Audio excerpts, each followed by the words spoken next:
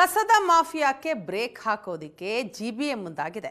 50% ಕಸ ವಿಲೇವಾರಿ ಖುದ್ದು ಜಿಬಿಎನೇ ನಡೆಸಲಿದೆ. ಕಸ ಮಾಫಿಯಾಕ್ಕೆ ಬ್ರೇಕ್ ಹಾಕುವಂತಹ ಚಿಂತನೆ ಜಿಬಿಎದಲ್ಲಿ. ಲೋಕಾಯುಕ್ತ ಆಕ್ರೋಶದ ಬೆನ್ನಲ್ಲೇ ಜಿಬಿಎ ಎಚ್ಚೆತ್ತುಕೊಂಡಿದೆ. ಕಸ ಸಂಗ್ರಹಣೆ ಗುತ್ತಿಗೆದಾರರ ಏಕಸ್ವಾಮ್ಯಕ್ಕೆ ಬ್ರೇಕ್ ಹಾಕೋದಿಕ್ಕೆ ಚಿಂತನೆ ನಡೆದಿದೆ. ಬೆಂಗಳೂರು ಕಸ ನಿರ್ವಹಣೆಗೆ 4781 ಈ ವಾಹನ ಖರೀದಿಗೆ ಪ್ರಸ್ತಾವನೆ ಸಲ್ಲಿಸಲಾಗಿದೆ. ಗುತ್ತಿಗೆದಾರರ ಬದಲು ಸ್ವಂತ ವಾಹನ ಮಾದರಿಗೆ ಜಿಬಿಎ ಚಿಂತನೆ ನಡೆಸಿದೆ.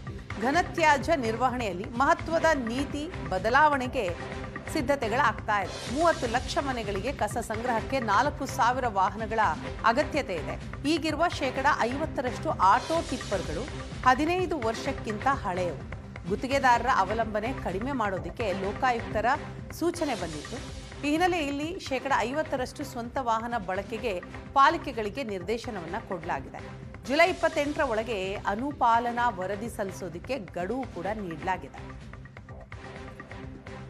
ಇನ್ನು ಮೊದಲ ಹಂತದಲ್ಲಿ 40 ಈ ವಾಹನ ಖರೀದಿಗೆ 4.97 ಕೋಟಿ ರೂಪಾಯಿ ಅನುಮೋದನೆ. ಈ ವಾಹನಗಳಲ್ಲಿ ಜಿಪಿಎಸ್ ಡ್ಯಾಶ್ ಕ್ಯಾಮ್ರಾ ಅಳವಡಿಕೆ ಮಾಡೋದು ಕಡ್ಡಾಯ.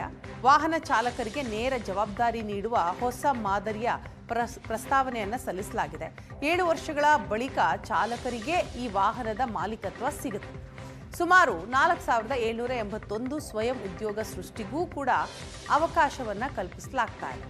ಚಾಲಕರು ಸಹಾಯಕರ ಆರ್ಥಿಕ ಸಬಲೀಕರಣಕ್ಕೆ ಹೊಸ ಯೋಜನೆ ಅಂತ ಜಿಬಿಎ ಹೇಳ್ತಾ ಇದೆ.